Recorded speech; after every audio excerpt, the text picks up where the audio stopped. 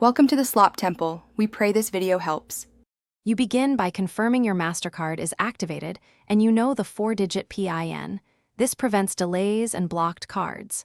Next, choose a bank-branded, well-lit ATM to reduce fraud risk, then inspect the slot for odd attachments. Once done, insert the chip-facing side first or follow the screen cue. The machine will read the card.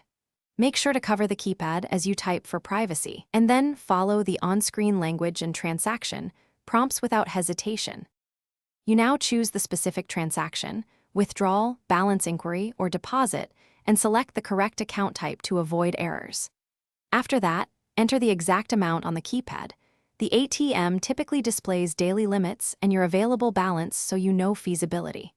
Once entered, the screen shows associated fees or currency conversion options when abroad. Review these carefully.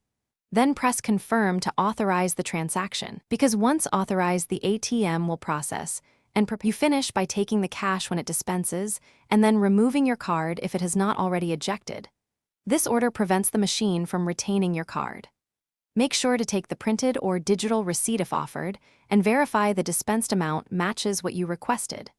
If a problem happens, such as no cash but transaction recorded, note the error message, keep the receipt, and contact your bank or MasterCard issuer immediately. They can trace the transaction and reimburse if necessary. Thanks for watching. Consider subscribing if we helped you.